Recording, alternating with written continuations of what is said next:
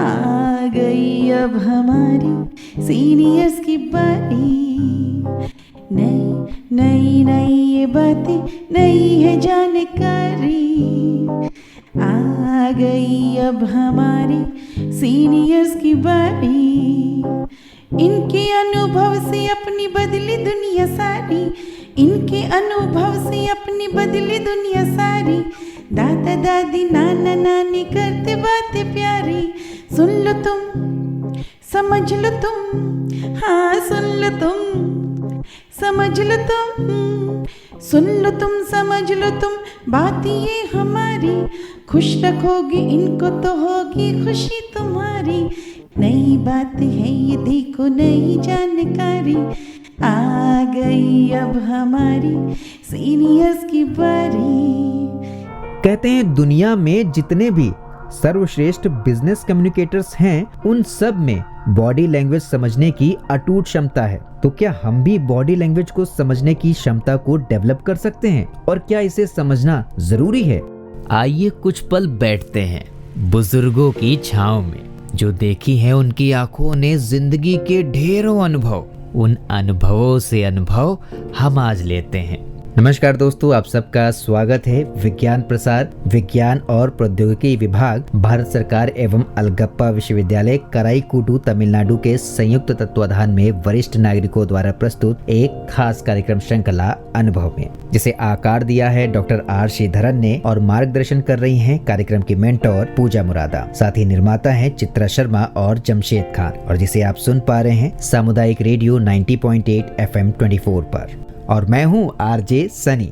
दोस्तों, body language के प्रभाव को आप हाल ही में की गई एक रिसर्च से अच्छी तरह से समझ सकते हैं, जिसमें ये बताया गया कि हमारे कम्युनिकेशन में शब्दों का प्रभाव महज 7% ही होता है, जबकि हमारे कम्युनिकेट करने का एक बड़ा हिस्सा 38% हमारी आवाज के स्वर, मध्यम, उच्च, पिच, बोलने की गति, इन सब चीजों पर निर्भर करती है। और बाकी बचा 55% के बारे में क्या कहूँ, ये 55% वही है जिसकी आज मैं आपसे बात कर रहा हूँ, यानी कि बॉडी लैंग्वेज। हमारे विचारों के आदान प्रदान और हमारे कम्युनिकेशन में इस बॉडी लैंग्वेज का 55% रोल होता है। कई बार हम ना चाहते हुए भी अपने आंखों, अपने चेहरे की भाव भंगिमा, अपने बॉडी पोस्चर के जरिए बहुत कुछ सामने वाले को बता देते हैं। वैसे दोस्तों, बॉडी लैंग्वेज कोई ऐसी कला नहीं है जिसे सीखा नहीं जा सकता। इसे सीखा भी जा सकता है, समझा भी जा सकता है, और इसका उपयोग भी किया जा सकता है।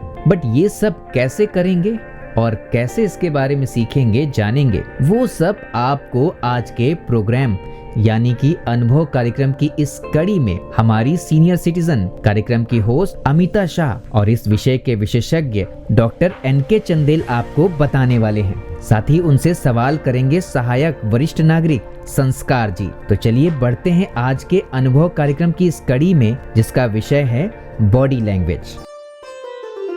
नमस्कार दोस्तों, मैं हूं आपकी दोस्त एवं होस्ट अमिता शाह, और मैं आशियाना उत्सव भिवाड़ी में रहती हूं।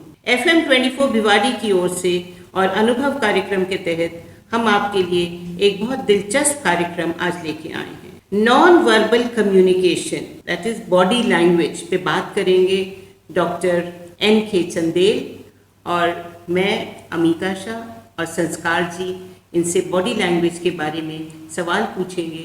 तो दोस्तों और मेरे प्यारे श्रोताओं, आप ध्यान पूर्वक सुनिए। ये बहुत इंटरेस्टिंग टॉपिक है on non verbal communication and body language. तो डॉक्टर चंदेल, प्यार भरा नमस्कार आप दोनों को। और नमस्कार। आप इतना इंटरेस्टिंग टॉपिक आज लेके आए हैं और मेरे श्रोता जरूर इसको बहुत उत्सुकता से सुनेंगे, और हम भी जानना चाहते हैं बहुत कुछ आपसे।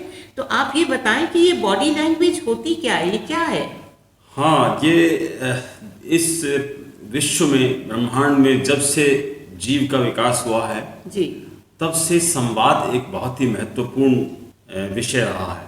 क्योंकि जीव जातियों की सर्वाइवल के लिए, जिंदा रहने के लिए हमने हमेशा देखा है कि कोई भी जीव जाति अकेले में नहीं पनपती है। उसके लिए हमेशा एक समूह की जरूरत है, और समूह के अंदर जीवन बिताने के लिए संवाद एक महत्वपूर्ण भूमिका अदा करता है। बिल्कुल बिल्कुल सही कह रहे हैं आप। इस दृष्टि से हम जब देखते हैं तो संवाद इस प्रकृति में, इस विश्व में तब से है जब से जीव है। जी। इस तरह से अगर हम पाएं तो पूरे ब्रह्मांड में पूरी जीव जातियों के अंदर संवाद ना ही केवल एक महत्वपूर्ण अंग है उसका, बल्कि संवाद उसके सर्वाइवल और उसके डेवलपमेंट के लिए एक इम्पॉर्टेंट अंग के रूप में कार्य करता है। जी बिल्कुल। और इन संवादों को हम दो तरह से बांटते हैं। एक तो है वह संवाद जो बोला जाए, एक है वह संवाद जो बोला नहीं जाए बल्कि अशाब्दिक हो, जिसको हम नॉन वर्बल बोलते हैं। नॉन वर्बल, जी जी जी। और नॉन वर्बल संवाद उतना ही इंपॉर्टेंट है जितना कि वर्बल। अच्छा। क्योंकि वर्बल और नॉन वर्बल दोनों मिलकर के पूरे संवाद को जन्म देते हैं। और बॉडी लैंग्वेज इस नॉन वर्बल संवाद का ही रूप है, जिसमें कि हम जानते हैं कि जितने प्रकार के संकेत, जितने प्रकार के मूवमेंट, जितने प्रकार की शारीरिक माध्यम से शरीर के विभिन्न प्रकार के अलग अलग पोस्चर्स के माध्यम से, संकेतों के माध्यम से जो हम संवाद करते हैं, वही वास्तव में बॉडी लैंग्वेज कहलाता है। बॉडी लैंग्वेज कहलाता है। तो डॉक्टर चंदेल, मेरा प्रश्न ये है कि कितने प्रकार के नॉन वर्बल संवाद इसमें उपयोग में लिए जाते हैं? हाँ, क्योंकि जितने प्रकार की हमारे अलग अलग प्रकार की अलग अलग तरह की बॉडी के विभिन्न अंगों के द्वारा, विभिन्न पोस्चर्स के द्वारा, विभिन्न संकेतों के माध्यम से जितने ही तरह के संवाद हम करते हैं, वो सारे के सारे अशाब्दिक संवाद के रूप में बॉडी लैंग्वेज के अंदर सम्मिलित किए जाते हैं। और मैं आपको सच बताऊं तो हम एक चुप्पी को भी एक संवाद कहते हैं। अरे जी जी जी। जब हम चुप हैं तब भी वास्तव में वो एक प्रकार का संवाद का ही रूप है। तो ये विभिन्न प्रकार के संवाद के जैसे जिस तरह से आपने बात पूछी, तो मैं अगर इसको एक लिस्ट करूं और का वर्गीकरण करूं तो इस अशाब्दिक संवाद में जो बॉडी लैंग्वेज है उसके कई तरह के रूप हैं। जैसे पोस्चर एक है, यानी शारीरिक स्थिति जो है, किस प्रकार की स्थिति में व्यक्ति बैठ करके अपने हाव भाव के माध्यम से कम्युनिकेट करता है, वो एक प्रकार का बॉडी लैंग्वेज है। दूसरा टोन ऑफ वॉइस है। हम बोलना तो ठीक है शाब्दिक है, लेकिन इस टोन के अंदर जो वेरिएशन है, वो वेरिएशन अपने आप में वो एक लैंग्वेज है। ऐसे अंगूठे की मुद्राएं हैं। अब अंगूठा किस प्रकार से, आपने देखा होगा कि विभिन्न लोगों को चढ़ाने के लिए, आप अपने विक्ट्री दिखाने के लिए, अलग अलग प्रकार के भावों को व्यक्त करने के लिए अंगूठे का उपयोग करते हैं। बॉडी का जो जनरल मूवमेंट है उसके माध्यम से होता है। फेशियल एक्सप्रेशन के माध्यम से हम चेहरे के हाव भाव बदल करके अपनी भाव भंगिमा के माध्यम से एक नॉन वर्बल कम्युनिकेशन करते हैं। आंखों के इशारे एक बहुत बड़ी लैंग्वेज है, आंखों की अपनी एक भाषा है, वह भी एक बॉडी लैंग्वेज है। इसी प्रकार से बांह को बांधने की मुद्रा अपने आप में कई प्रकार के पोस्चर दिखाती है। जैसे कि हम कहते हैं कि अगर कोई व्यक्ति टाइटली अपने बांह को बांध लेता है तो वह अपने सुरक्षात्मक और नकारात्मक भाव को व्यक्त करता है। ये कितनी ऐसी बहुत सारी है। टच, स्पर्श अपने आप में एक नया नॉन वर्बल लैंग्वेज है कि हम किस प्रकार से, आपने देखा होगा कि हम संवेदनाओं के अपने हाव भाव को व्यक्त करने के लिए किसी व्यक्ति को टच करके उसके प्रति अपने विभिन्न प्रकार की भावों को व्यक्त कर सकते हैं। हाथ मिला करके, कमर और कंधे पर हाथ रख करके, ये सारी की सारी चीजें वास्तव में हमारी जितने भी नॉन वर्बल कम्युनिकेशन है उसका एक खास जी। मेरे ख्याल में एक और साइन आया कि वी का साइन दिखा के, हाँ, विक्ट्री। ऐसे बहुत सारे पॉपुलर सर, मैं आपको हाथ मिलाने के तरीके बता सकता हूँ। जैसे कि हम हाथ मिलाते हैं आमतौर पर, बट अनकॉन्शियसली मिलाते हैं, लेकिन कई बार क्या होता है उस अनकॉन्शियसनेस में आपका एक विशेष प्रकार का संवाद छिपा हुआ होता है। जैसे हाथ को आप ऊपर की तरफ मोड़ते रहते हैं, कितनी वार्म लगे, हाथ को ऊपर की तरफ रखें, इसका मतलब है कि आप सामने वाले व्यक्ति पर अधिकार व्यक्त करना चाहते हैं, अधिकार दिखाना चाह रहे हैं। ये एक अनकॉन्शियस प्रेजेंटेशन है। जैसे आप दूसरी तरफ करेंगे, अपना हाथ नीचे की तरफ ले आएंगे, हथेली आपके ऊपर की तरफ होगी, इसका मतलब है कि आपने सामने वाले व्यक्ति के नियंत्रण को स्वीकार कर लिया। ऐसे आप अपने दोनों हाथ से अगर सामने वाले व्यक्ति का हाथ मिलाते हुए पकड़ते हैं, इसका मतलब आप उससे भरोसे और ईमानदारी का विश्वास दिलाना चाह रहे हैं। ये विभिन्न प्रकार के हाथ मिलाने के तरीके, हाथ मिलाते वक्त उसकी बाह को छू लेना, बाह को पकड़ना, ये एक प्रकार का ये है कि आप उससे एक इस तरह की संकेत देना चाहते हैं कि उससे आप घनिष्ठता और बढ़ाना चाहते हैं। तो ये सारे इंपॉर्टेंट है। तो बहुत जरूरी बातें हैं, मगर ये हमारे जहन में कभी नहीं आई। हाँ। तो क्या हम बॉडी लैंग्वेज से सच का ज्ञान कर सकते हैं? मतलब हाँ, ये देखिए, ये जैसे कि हम मानते हैं कि बॉडी लैंग्वेज आमतौर पर मैं हमेशा तो नहीं कहता, लेकिन आमतौर पर बॉडी लैंग्वेज हमारे अनकॉन्शियस ब्रेन में जो विचार चल रहे होते हैं उनका एक प्रकटीकरण होता है, उसको प्रत्यक्ष रूप से व्यक्त कर रहा होता हाँ, है। और वाकई। वो जो अनकॉन्शियस ब्रेन में चल रहे विचार हैं वो आपके पोस्चर के माध्यम से, आपके बॉडी लैंग्वेज के माध्यम से सामने वाला समझ सकता है, अगर वह उसके बारे में थोड़ा सा इंटेलिजेंटली उसको ज्ञान। जैसे हम ये मानते हैं ज्यादातर बॉडी लैंग्वेज सच होती है, लेकिन यहाँ कुछ लोगों में देखा जाता है कि जब आपके शब्द और आपके भाव मेल नहीं खा रहे होते हैं, तब समझ लीजिए कि सामने वाला व्यक्ति जो व्यक्त कर रहा है वो झूठ बोल रहा है। ये बिल्कुल सामान्य से, और इंटेलिजेंट व्यक्ति इसको तुरंत पकड़ लेगा कि आप जो बोल रहे हैं आपके भाव भंगिमा के अंदर वो व्यक्ति नहीं है। इसका मतलब है कि आपके बोलने के अंदर और आपके सोचने में अंतर है, और ये बोलने और सोचने का अंतर उसके अंदर खास तौर से उस कमी को पकड़ लेता है। इसमें आत्मविश्वास एक इंपॉर्टेंट पार्ट है। जैसे मैं मान के चलता हूँ जो लोग बहुत आत्मविश्वासी हैं, आप देखेंगे उसका आत्मविश्वास उसकी बॉडी लैंग्वेज में झलकता है, उसकी चाल में झलकेगा, उसके बैठने के ढंग में झलकेगा, उसके फेशियल एक्सप्रेशन में झलकेगा, और ये अपने आप में बहुत इंपॉर्टेंट फैक्टर है। इसीलिए हम कहते हैं कि जब आप किसी दूसरे व्यक्ति से मिलें तो आपका हाव भाव ऐसा होना चाहिए कि उसमें आप में किसी प्रकार की कमजोरी व्यक्त ना हो। जी बहुत बड़ी चीज है। तो संवाद में बॉडी लैंग्वेज की वाकई में बहुत ही महत्वपूर्ण भूमिका है। तो क्या इसके ऊपर और भी प्रकाश डाल सकते हैं आप? यस, बॉडी लैंग्वेज एक, जैसे मैंने कहा कि संवाद पूर्ण रूप से अगर हम देखते हैं तो बॉडी लैंग्वेज अगर हम परसेंटेज से देखें तो वर्बल से ज्यादा नॉन वर्बल जो संवाद है वो उसका ज्यादा महत्वपूर्ण पार्ट है। क्यों? क्योंकि हम जब बोल रहे होते हैं तो उसके साथ साथ जो भाव भंगिमाएं हैं वो वास्तव में, वो बॉडी लैंग्वेज वास्तव में हालांकि उसी बोलने वाले भाव को ही व्यक्त कर रही होती हैं, रिपीट कर रही होती हैं, लेकिन उस रिपीटेशन के कारण उसकी स्ट्रेंथ बढ़ जाती है।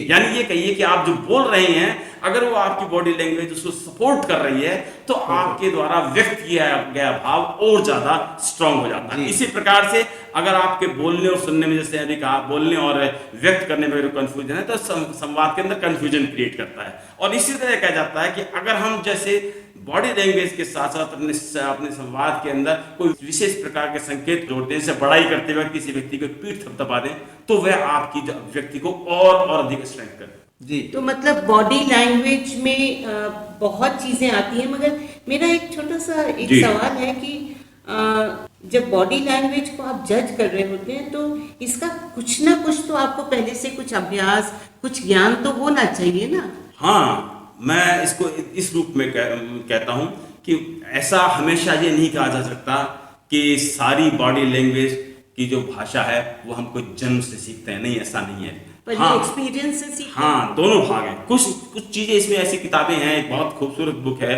और बहुत पॉपुलर किताब है बॉडी लैंग्वेज के ऊपर, एलन पीज ने लिखी है और कई भाषाओं में उसको ट्रांसलेट किया गया है। कभी उस बुक को अगर आप देखें तो उस किताब के अंदर अलग अलग भावों को व्यक्त करने के लिए बाकायदा फिगर के माध्यम से एक्सप्लेन किया गया। और जो बात आपने पूछी उसके अंदर ये इंपॉर्टेंट है कि कुछ ऐसी बॉडी लैंग्वेज जो हमारी इन्नेट हैं, यानी हमें अपने डीएनए के माध्यम से, अपने पैतृक गुणों के माध्यम से हमारे अंदर आती है। जैसे मुस्कुराना, बच्चा जन्म के बाद एक खास अवस्था के खास एज गेन करने के बाद स्माइल देना शुरू कर देता है। वो स्माइल उसके क्रिटिकल पीरियड के बाद अपने आप आती है, उसको सीखता नहीं है। और स्माइल देना एक बॉडी लैंग्वेज है। जी, मगर क्या हम इसको बेहतर कैसे बना सकते हैं? हाँ, उसको बेहतर, क्योंकि बॉडी लैंग्वेज सीखी जा सकती है। फॉर एग्जाम्पल एटिकेट सीखना।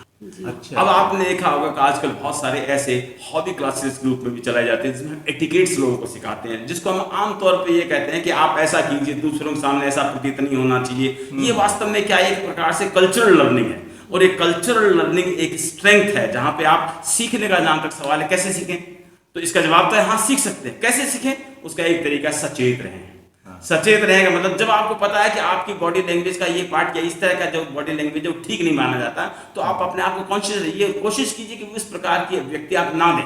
तो आप कोशिश करके दूसरी प्रकार सीखे कैसे?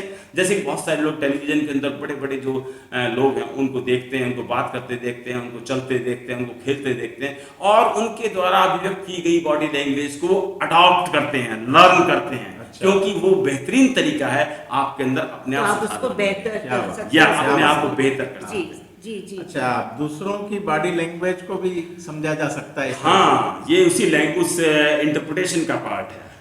नेचुरली इसमें व्यक्ति की अपनी कैपेबिलिटीज बहुत इंपॉर्टेंट है। अपनी कैपेबिलिटीज का मतलब है कि हर आदमी उतना इंटेलिजेंट नहीं होता कि हम दूसरे की लैंग्वेज को समझ, लेकिन जिसको जितना एक्सपोजर है, जिसने जितने दुनिया के लोगों के हाव भाव देखे और जज करता है, जिसको जितनी वैरायटी ऑफ एक्सपीरियंसेस हैं, वो लोगों के बॉडी लैंग्वेज से दूसरों को समझ सकता है। जैसा कि हम कहते हैं कि मिसमैच अगर हो रहा है तो एक समझ लीजिए कहीं ना कहीं कॉन्फ्लिक्ट है, आदमी सच नहीं बोल रहा है, कोई बात छिपाना चाह रहा है, तो आप दूसरों की बॉडी लैंग्वेज को देख करके समझ सकते हैं। ऐसे ही उसको ऐसे कह सकते हैं कि कह कुछ रहा है, कुछ रहा है, एग्जैक्टली। क्योंकि कई बार हमें घबराहट होती है तो वो भी हमारे चेहरे से तो पता चलती है, मगर हमारे हाथ पैरों से भी मतलब जब हम कोशिश कर रहे हैं कि हम काम रहे, मतलब रिलैक्स रहे, पर हम नहीं रह पाते क्योंकि वो एक आपका अंदर का हाव भाव। क्योंकि आप देखिए वास्तव में हमारे संवेग और ये सारी चीजें हमारे ऑटोनॉमिक नर्वस सिस्टम से रेगुलेट होती हैं, जो कि स्वचालित है। और स्वचालित है इसका मतलब कि आपकी बॉडी लैंग्वेज स्वचालित है कुछ हद तक, और जब वो कुछ हद तक स्वचालित है तो जो लर्निंग वाला पार्ट है उसका,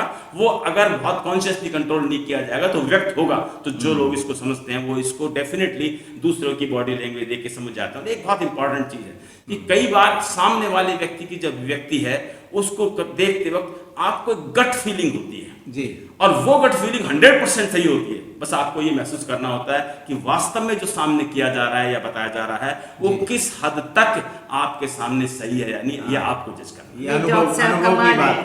आपने तो हमें बिल्कुल एक अलग दुनिया में पहुंचा दिया कि बिना बोले, बिना एक शब्द भी बोले आप एक इंसान के बारे में सब कुछ जान सकते हैं, उसकी पर्सनालिटी, वो क्या सोच रहा है।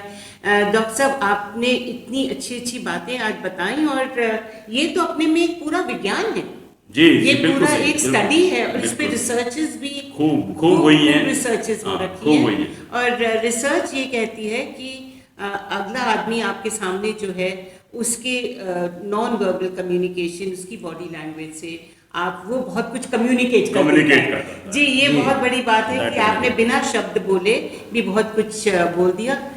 तो डॉक्टर चंदेल, आपका यहाँ आने के लिए और हमारे साथ जुड़ने के लिए, हमारे श्रोताओं को इतनी अच्छी अच्छी बातें बताने के लिए आपका तहे दिल से मैं शुक्रिया अदा करती हूँ। और संस्कार जी, आपका भी, आप मेरे साथ जुड़े, और डॉक्टर चंदेल से हमने इतना कुछ सीखा आज।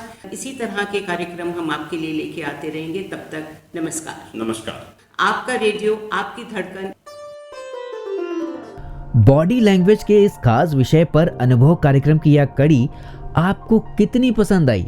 दोस्तों बताइएगा जरूर fmभिवाड़ी@gmail.com पर। फिलहाल वक्त हो चुका है आप सभी से विदा लेने का, और चलते चलते अनुभव कार्यक्रम की इस कड़ी में सम्मिलित कार्यक्रम की होस्ट अमिता शाह, विषय विशेषज्ञ डॉक्टर NK चंदेल और सहायक वरिष्ठ नागरिक संस्कार जी का बहुत बहुत धन्यवाद इस अनोखे टॉपिक पर इतनी अच्छी वार्ता के लिए। तो चलिए दोस्तों, मैं ले रहा हूँ आप सभी से इजाजत। मुलाकात होगी अगले एपिसोड में। मैं हूँ RJ सनी और आप सुन रहे थे सामुदायिक रेडियो 90.8 FM 24 पर अनुभव कार्यक्रम की यह खास कड़ी। आप सुन रहे हैं 90.8 FM 24, आपका रेडियो, आपकी धड़कन।